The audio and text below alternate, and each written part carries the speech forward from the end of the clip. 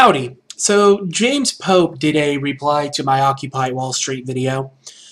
I would start off the West Wing quote because the one I used in my video apparently he found hilarious for some reason. The quote I would usually start off with if I was feeling a little bit more charitable would be, let you know it's, I guess context doesn't really matter is what I'm learning from YouTube right now, but let's forget about the fact that you're coming a little late to the party and embrace the idea that you've showed up at all.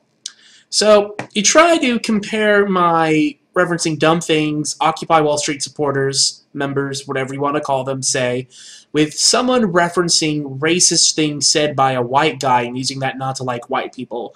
The problem is no one chooses to be white, Asian, black, Hispanic, Mexican, whatever.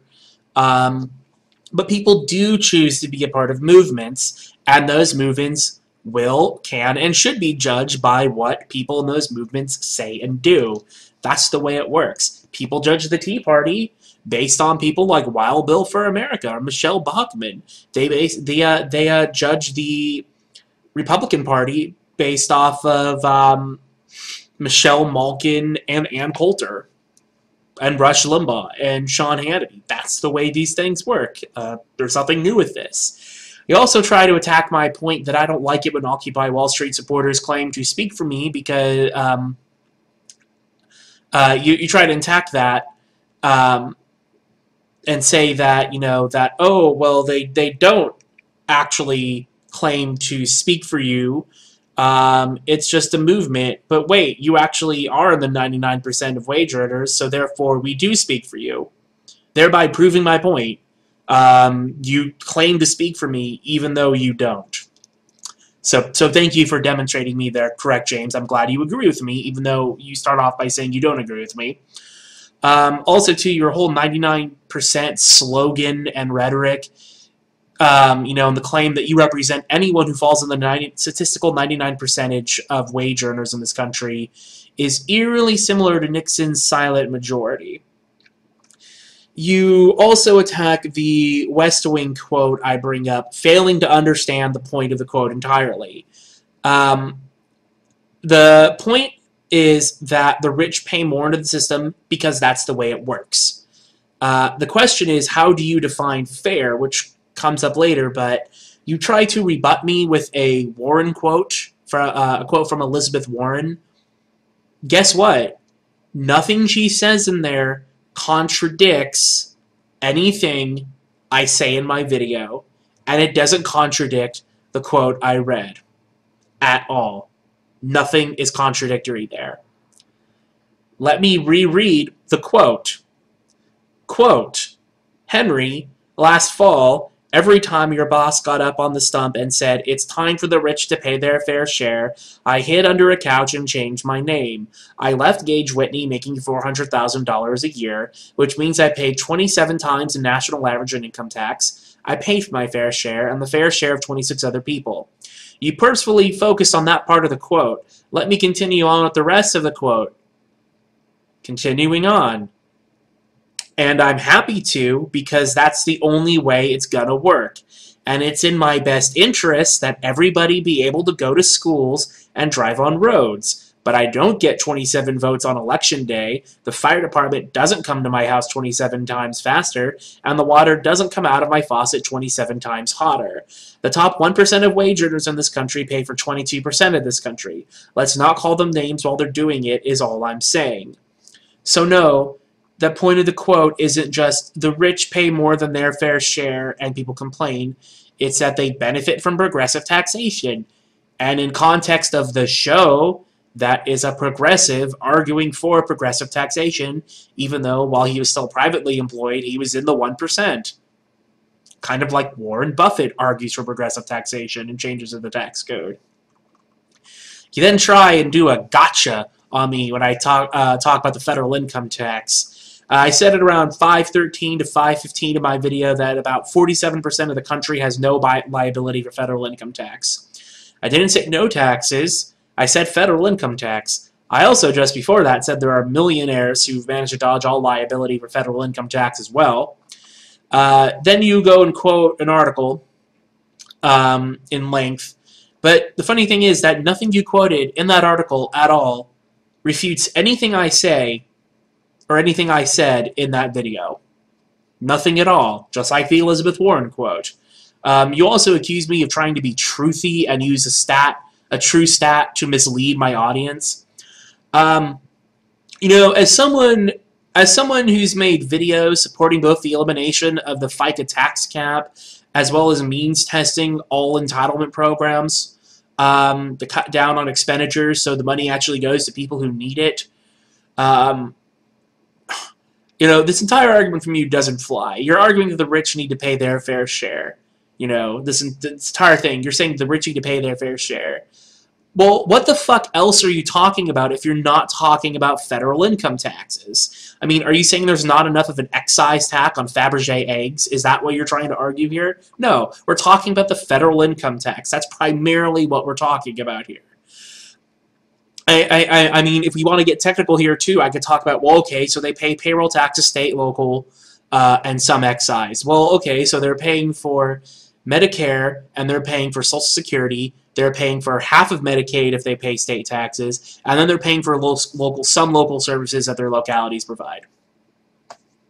There's still a lot of stuff that they're not paying for, and that's kind of the point, James, which is kind of clear from my video, James. You know, I even point out in this damn video that loopholes and tax credits exist and people use them not to pay taxes. So yeah, how is it a truthy stat, James? You know, I'd also like to point out something, by the way, from that very same article that you're quoting. It mentions the fact that Congress gives out the benefits and the deductions of the 47%, and they're not just a bunch of lazy leeches, which is great because that's not something I've claimed.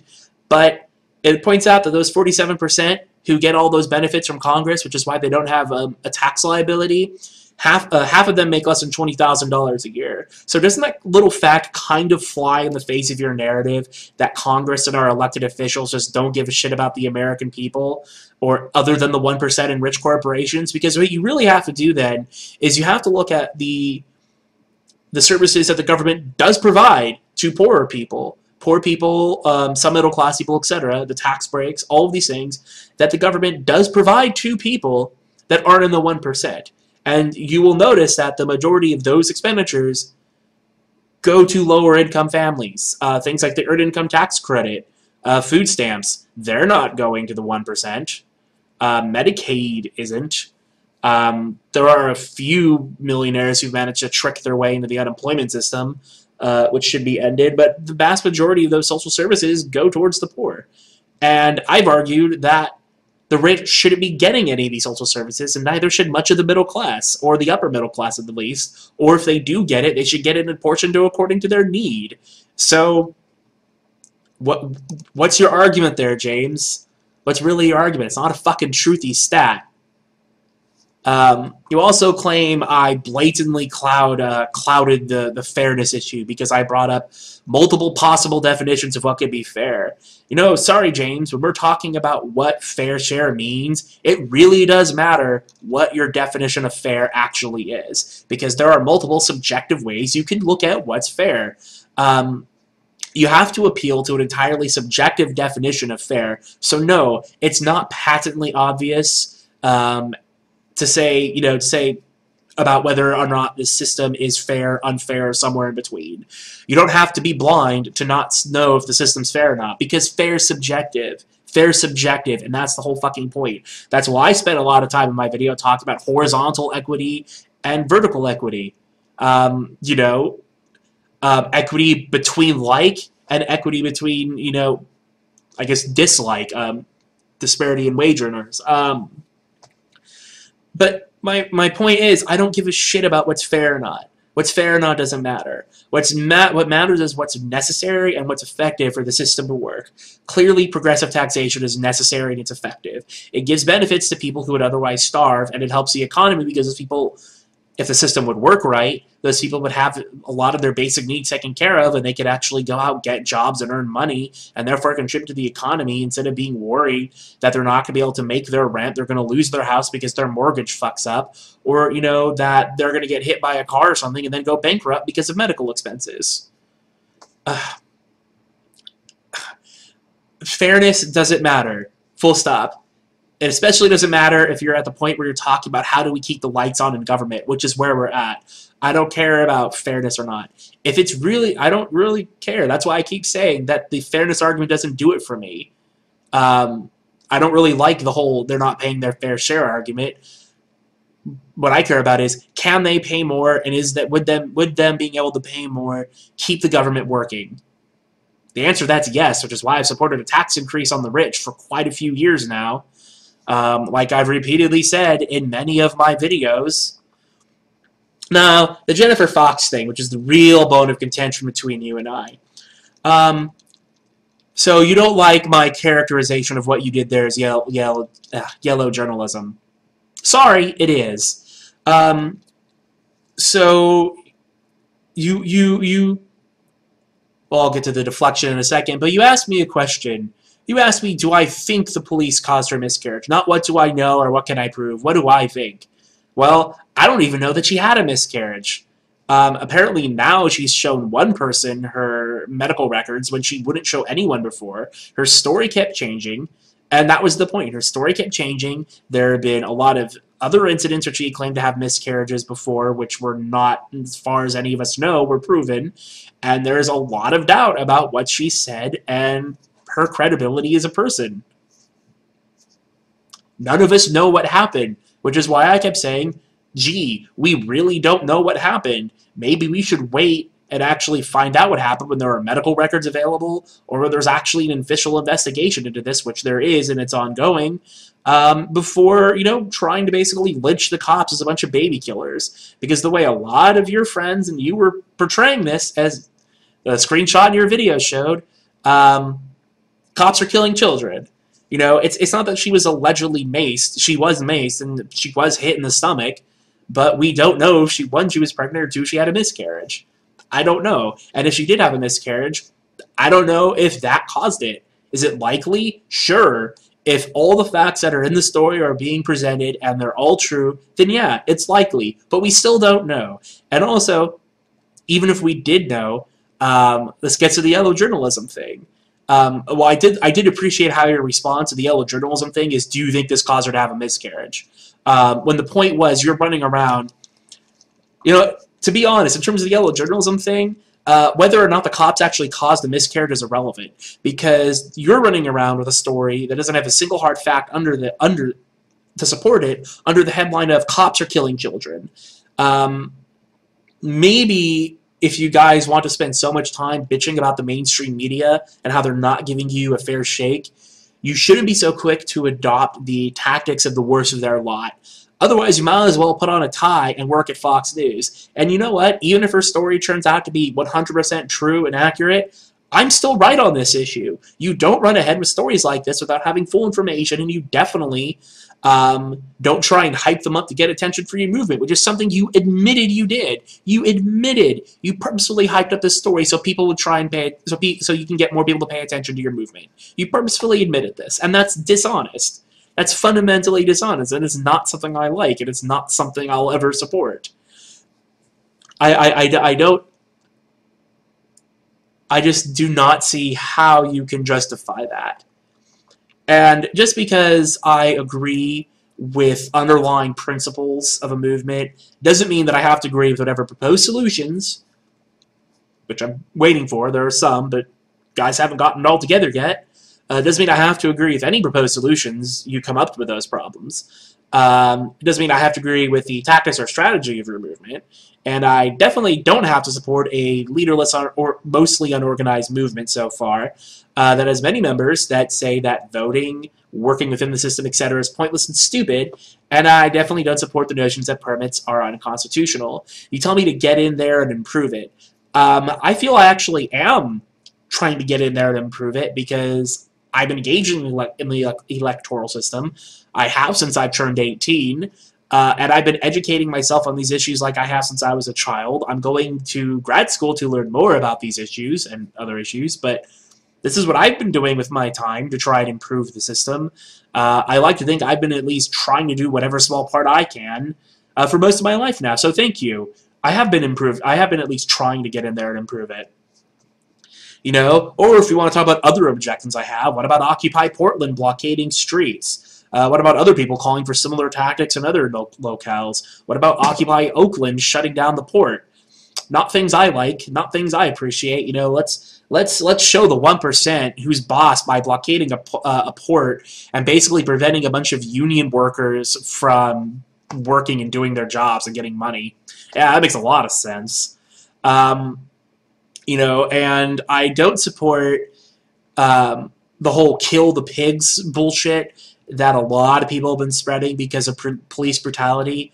You know, the police aren't fucking janissaries living some pampered, rich, spoiled life in the palaces of Wall Street.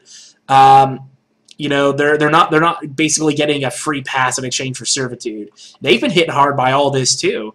A lot of them have lost homes, you know, from the mortgage crisis. A lot of them have been fired. A lot of them have had pay cuts, and now you have too few officers trying to do too many jobs. A lot of times with almost no training or little training or not enough training when they've been heavily militarized due to, at least on some extent, hyped up counterterrorism fears, and now you're deploying them into these environments with not a lot of oversight, not a lot of training, in a culture that's basically taught them that, you know, that less than lethal weapons, i.e. tasers and pepper spray, are somehow now non-lethal, and you should just use them whenever you want. This isn't a recipe that's good. But you can also look at the fact that in some places, like in Wisconsin, they were on the forefront of this fight, trying to maintain rights and benefits for workers, including themselves, etc. They're in this too. They're off-duty cops who protest. You know, it might be something you want to remember. It's not like cops live in palatial fucking mansions here. So I don't support this kill the bullshit that several people we both know, as well as quite a few others, are, you know, pushing out there and sponsoring. You also claim that I said that the groundwork of Occupy is pointless. No, I said unless you start mobilizing politically, nothing's going to get done. Just sitting in a park won't fix anything. And I say that because of how many people I've talked to when I say, okay, now you guys need to start getting involved in the primaries, especially because this is where you could really fuck over the mainstream and get your people elected, because only less than 20% of registered voters vote in a primary. I think the highest state has a 20% voter turnout in the primaries. You guys could really seize this if you wanted to, but every time I bring this up, I get shouted down because, oh, the system is bought out, and unless you're Bill Gates, no one will ever get elected. So why even bother? But somehow change will come from the camps. And you also try and disagree with me, and you say that people haven't really been aware of this stuff for years. Wealth inequality, the state of the system, the need for campaign finance reform. Well, firstly, I point out one of the first major efforts of campaign finance reform happened during in the aftermath of Nixon. So I think people have been aware of this for about 30 or 40 years now, give or take, if not more. But let's go over some polling data, shall we, in chronological order. And this is just what I could find in about 10 minutes of looking before I filmed this video. I've looked before, and there's a lot more out there. But this is a little small representative sample. March 20, 2001, from Gallup. People want campaign finance reform, are heavily in favor of it, but it ranks low on the list of priorities, which is not surprising because people care more about their kids' education or grandma's social security check on a daily basis. Because those are their more immediate needs. People care more about that than they care about things like campaign finance reform or foreign policy. But, quote, by a margin of 76% to 19%, Americans favor, quote, new federal laws limiting the amount of money that any individual or group can contribute to the national political parties, with 51% saying they favor the idea strongly and 25% moderately. Also, 59% of Americans say that if new campaign finance reform legislation were passed, it would make our democratic form of government work better than it does now, while only 5% say worse and 32% say it wouldn't matter. These views are reinforced by a Gallup poll conducted on January 10th to the 14th of this year, which shows that only 23% of Americans are satisfied with the country's campaign finance laws, while 56% are dissatisfied. These numbers give campaign finance a net dissatisfaction index of negative 33 percentage points, tied for third worst among 20 issues rated in that poll. Now, skipping ahead 7 years, April 25th, 2008, Gallup. 51% think the government should redistribute wealth by heavily taxing the rich. Fun fact, this number at that time is actually higher than it was towards the end of the Great Depression, just to give you a comparison where they were and where we are and how we feel versus how they feel. So I think people are a bit aware of this. 68% think money and wealth should be redistributed more evenly in the country, and 63% think the rich pay too little in taxes. July 30th, 2009, Wall Street Journal and NBC. 68% of people are fine with taxing those who earn over $1 million a year to pay for healthcare reform. April 10th, 2010, from the Huffington Post. There's a study that basically put support of a plan that would have made campaigns publicly funded 62% for, 31% against. So a third of the country at that point, or at least a third of the people polled in this, thought that completely publicly funded campaigns would be good, and this is in 2010. Now, the only one I bothered to pull up from this year, January 3rd, 2011, from Reuters. 61% want to see taxes on the wealthy increase as a first step towards balancing the budget. So yeah, I think people have been aware of this problem and all of these problems quite a long time here. So your main point of contention is I don't like your movement. But you know what? Sorry, your movement doesn't have a monopoly on being opposed to wealth inequality, nonsensical tax laws, reckless deregulation of the financial sector, or the problem with moral hazard in the wake of the bailouts. I can still argue that these things need to be fixed and still not like your movement and still criticize your movement. I don't have to be a part of it to criticize it. I don't have to join your movement in order to criticize it, nor would I. I've been talking about these problems for years, as have many others. I've made videos about many of these things in the past.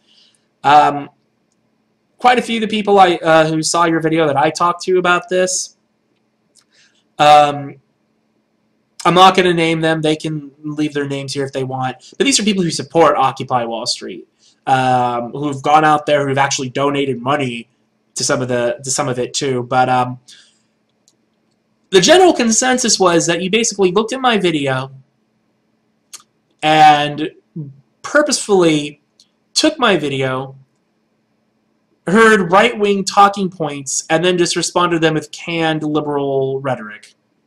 Which would be fine if I was Brock Lawley. But you may have noticed I'm not Brock Lawley. Anyways, I hope you all have a good night.